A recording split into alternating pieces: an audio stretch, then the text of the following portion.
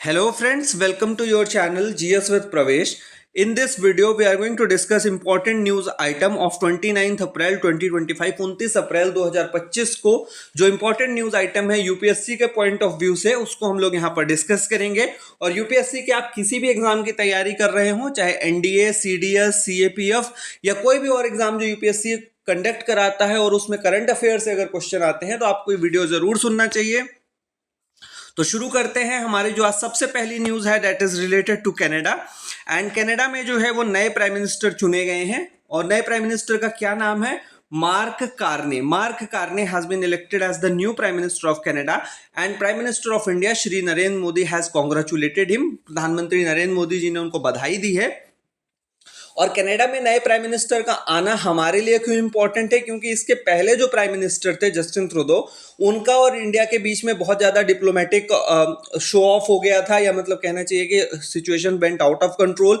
दोनों देशों ने एक दूसरे के डिप्लोमेट्स को वापस बुला लिया था, जो एम्बेसडर्स थे हमारे, या हाई कमिश्नर बोला जाता है कनाडा के केस में, तो उनको वापस बुला लिया था। तो अब ये उम्मीद है कि नए प्राइम मिनिस्टर के आने के बाद कनाडा और इंडिया के रिलेशंस जो है वो इम्प्रूव होंगे। ठीक है। और कनाडा इसलिए भी इम्पोर्टेंट है क्योंकि बहुत सारे जो हमारे इंडियन हैं, एनआरआईज हैं, वो वहां पर जाकर के रह रहे हैं। पंजाब और कनाडा को लेकर के हमेशा बात होती रहती है। वहां पर एक स्थिति ये भी आ रही थी कि जगमीत सिंह करके खालिस्तानी सपोर्टर है, he could also have become the prime minister, he was also fighting for it. ठीक है। तो कनाडा में काफी इंडियंस हैं, इस चीज को हम लोग याद रखेंगे।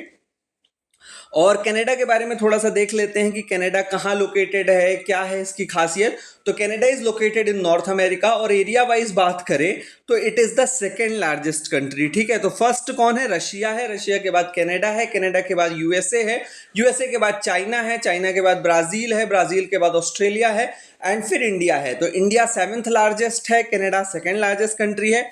और दुनिया की जो सबसे बड़ी कोस्ट लाइन है वो किसके पास है? कनाडा के पास। तो इस चीज को याद रखिएगा, Canada has world's longest coast line.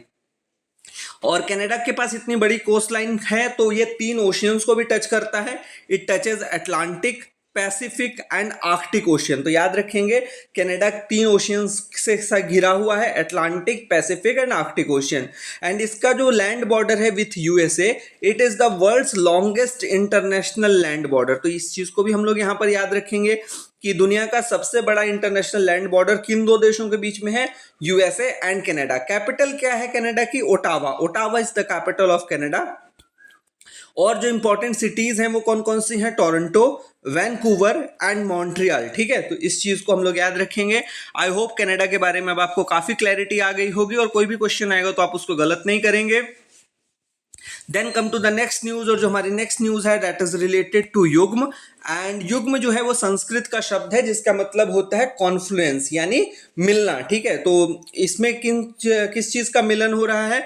यहाँ पर जो है इनोवेशन को इम्प्रूव करने के लिए गवर्नमेंट, एकेडमिया यानी colleges, universities, industry and innovation ecosystem, इन 4 चीजों का मिलन हो रहा है ताकि इंडिया के इनोवेशन सिस्टम को इम्प्रूव किया जा सके। और एक बाधवानी फाउंडेशन है एंड गवर्नमेंट इंस्टीट्यूशंस, इनके बीच में एक कोलैबोरेटिव प्रोजेक्ट हो रहा है जिसमें 1400 करोड़ रुपए का ज्वाइंट इन्वेस्टमेंट किया जाएगा ताकि इंडिया के अंदर जो इनोवेशन है, इनोवेशन इज वेरी इंपॉर्टेंट क्योंकि हम जिस एज में रह रहे हैं वो टेक्नोलॉजी की एज है। और टेक्नोलॉजी के क्षेत्र में R&D, research and development and the same time innovation is very important. ठीक है। तो इसलिए ये कॉन्फ्लुएंस जो है वो इंपॉर्टेंट हो जाता है। तो याद रखिएगा, आपसे प्रीलिम्स में पूछा जा सकता है कि युग्म क्या है।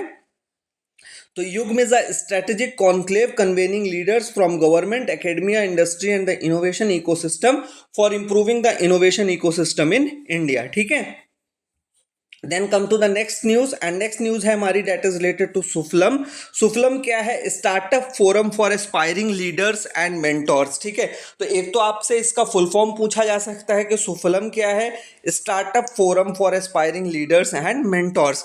ये किसका इनिशिएटिव है? Ministry of food processing industries along with the national institute of food technology entrepreneurship and management, कुंडली, इन्होंने इस जो फोरम है उसको ऑर्गेनाइज किया है। ये कॉन्क्लेव ऑर्गेनाइज की गई है ताकि जो फूड प्रोसेसिंग इंडस्ट्रीज हैं उसको जो है वो प्रमोट किया जा सके और वहाँ पे स्टार्टअप्स को डेवलप किया जा सके। ठीक है। तो इस चीज़ को हम लोग याद रखेंगे। फूड प्रोसेसिंग इंडस्ट्रीज मतलब जैसे आपका जो टोमेटो से सॉस बना देते हैं, केचप बना देते हैं, तो इस तरह की जो इंडस्ट्रीज़ हैं, ताकि फूड को, आइटम्स को आप लॉन्ग टाइम तक उसको यूज़ कर सकें, तो ऐसी इंडस्ट्रीज़ को क्या बोला जाता है? फूड प्रोसेसिंग इंडस्ट्रीज़, ठीक है। उसको रॉ फूड मटेरियल्स को एक प्रोसेस्ड फूड में बदल देना, that is referred to as food processing industries.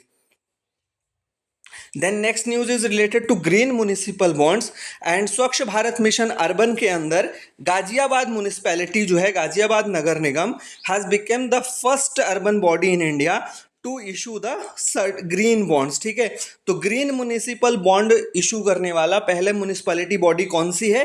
Ghaziabad, ठीक है। याद रखिएगा गाजियाबाद कहाँ है? उत्तर प्रदेश में है, ठीक है। और हो सकता है कि कुछ दिनों में इसका भी नाम बदल दिया जाए, तो खैर अभी के लिए याद रखेंगे गाजियाबाद नगर निगम जो है उसने पहला ग्रीन म्युनिसिपल बॉन्ड इशू किया है, ठीक है। और अब ये ग्रीन म्युनिसिपल बॉन्ड तो ठीक है, पहली बार जो म्युनिसिपैलिटी के बॉन्ड्स हैं वो किस म्युनिसिपैलिटी ने इशू किए थे?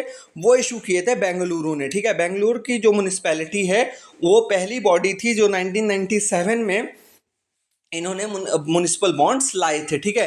अब बॉन्ड्स क्या होते हैं? बॉन्ड्स एक तरह का सिंपल भाषा में अगर समझें हम लोग, तो एक कागज है जिसमें लिख दिया गया है कि आपको इतने रुपए इतने साल बाद दिए जाएंगे, ठीक है। तो जिसके ऊपर भरोसा होता है तो लोग वहां पर पैसे लगाते हैं। जैसे गवर्नमेंट अगर कोई बॉन्ड इशू करती है तो पीपल हैव ट्रस्ट कि government will return the money and they will return it after giving some interest, ठीक है। तो जैसे आपने 100 रुपए एक कागज में, सिंपल कागज में या लिख के दे दिया कि मैं आपको 10 साल बाद अगर आप मुझे 100 रुपए दे रहे हैं तो मैं 1000 रुपए दूंगा, तो जिसको इंटरेस्ट होगा कि भाई मैं 1000 रुपए कमाना चाहता हूँ 10 साल बाद, तो वो आपको 100 रुपए आज दे देगा। आज आपको किसी से पैसा ऐसा लेने की जरूरत नहीं, उधार में आपको कोई ब्याज नहीं देना है, बाद में आप उसको दे सकते हैं। तो that is referred to as bond, ठीक है। तो इस चीज को हम लोग याद रखेंगे। Now come to the next news, और जो हमारी नेक्स्ट न्यूज है that is related to a turtle, ठीक है। A red crowned roof turtle, ये जो है 30 साल बाद गंगा के अंदर मिला है, ठीक है। So they have titled it as unique success of the Namami Gange mission, the return of the red crowned roof turtle to the Ganga after 3 decades, ठीक है। तो इसमें हमको क्या क्वेश्चन पूछा जा सकता है?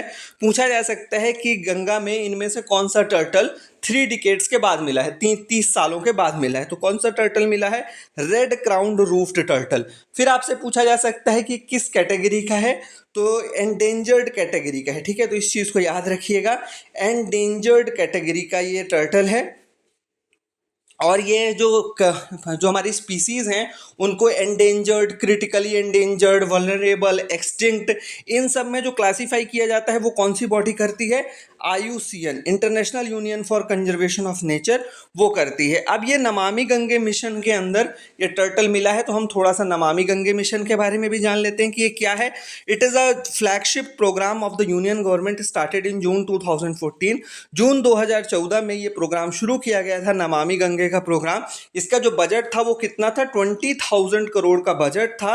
And it has 2 purposes. पहला था कि गंगा के अंदर पॉल्यूशन को कम करना है, अबेटमेंट ऑफ पॉल्यूशन, एंड दूसरा था conservation and rejuvenation of national river Ganga. तो जो भारत की राष्ट्रीय नदी है गंगा, उसको रिजुविनेट करना और उसको कंजर्व करना, ठीक है। तो इसलिए नेशनल नमामि गंगे प्रोग्राम शुरू किया गया था। साल याद रखिएगा 2014 जून, मई में मोदी सरकार आती है, और जून में जो उनके शुरुआती कुछ स्टेप्स थे उनमें से था नमामि गंगे मिशन, ठीक है। तो इस चीज़ को हम लोग यहाँ पर याद रखेंगे। तो ये थी आज की सारी important news. Thanks for giving your time. Please do like, share and subscribe our channel. Thank you and have a nice day.